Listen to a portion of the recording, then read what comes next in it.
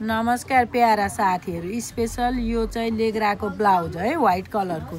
अनि व्हाइट चाहिँ किन देखाएको भन्दा यो कन्टिन्यू भिडियो हेर्दै गर्नु होला, हजुरहरुलाई थाहा हुन्छ के यो मैले किन देखाएँ भनेर। ल के अहिलेका हाम्रा प्यारा दिदी बहिनीहरुलाई साडी लगाउन एकदम अप्ठ्यारो लाग्छ, धेरैको समस्या त्यही छ हैन।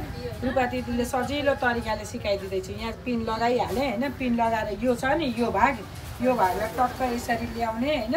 ल्याएपछि यसलाई तपाईहरुलाई कतिमा ठीक हुन्छ अड्कल गरेर यसलाई यसरी गाँठो बनाइदिनु हैन, एकदम सजिलो हुन्छ। यो गाँठोले चाहिँ साडी फुस्किदैन, झर्दैन हैन। अनि त्यसपछि गाँठो लागेको ठाउँलाई टक्कसँगले सिउरी दिइसके मैले हो। अब स्पेशल हेर्नु न, यहाँनेरि तपाईहरु पत्याउनु हुन्न होला कि, त्यही भएर मैले लाइभ यसरी भिडियो देखाइदिएको थिएँ मेरा प्यारा दिदी बहिनीहरु। मेन कुरा चाहिँ हैन, यो साडी 6.30 सेन्टिमिटर गरेको साडी छ हैन। अनि अब एकदमै म्याक्सिमम हाम्रो यहाँ नेपालमा पाइने साडी भनेको 5.5 मिटर हैन। 5.5 मिटरको साडीले भने जस्तो प्लेटहरू नपुग्ने, मोटीहरूलाई घेरा नपुग्ने, घेरा पुग्दा आँचल नपुग्ने, कति धेरै प्रब्लम हुन्छ हैन। त्यसको लागि चाहिँ रुपा दिदी यहाँदेखि हरेकपल्ट कम्पनी डाइरेक्ट जान्छु हैन, सामानहरू हालिदिन्छु। मेरो पनि कति धेरै दुःख छ, तपाईहरुको लागि थाहा छ नि हैन।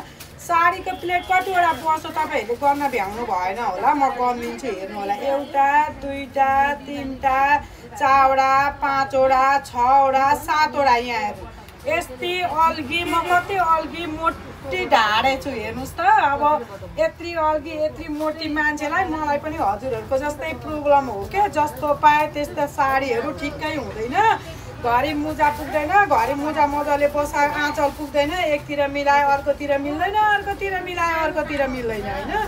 तर यस्तो कम्फर्टेबल लाउनलाई अनि होमवास लुगा फ्रेन्च सिफनको साडी, कस्तो पातलो साडीमा हेर्नु न, यहाँबाट थ्रेड वर्कमा माथिबाट हेर्नु त यो सिरोस्की त्यस्तै मजाले भरेको, सबै यो धागोले बुनेको। यहाँ हेर्नुस् है, कलर जाने खुम्चिने ओर्ने केही समस्या छैन। एकदम ब्रान्डेड साडी ल्याउँछु मैले जहिले नि।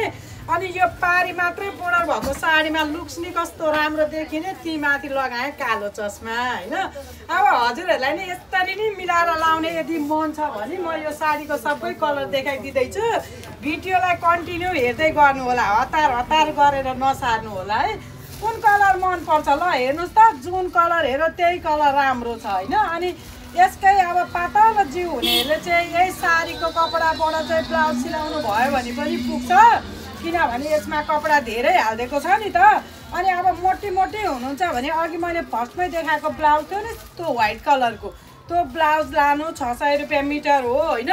अनि त्यो ब्लाउज पनि एकदमै के अरे 60 इन्चको अरज छ, कपडा पनि ठिक्क लाँदाखेरि पुग्छ। अनि राम्रोसँग फिटिङ गरेर लाउनु भयो भने एक्स्ट्रा लुक्समा रूपा डिजाइनरमा साडीहरू आयो। अनि मेरो भिडियो हेर्ने, त्यो साडी मन पराइदिनु हुने सम्पूर्णलाई चाहिँ धन्यवाद।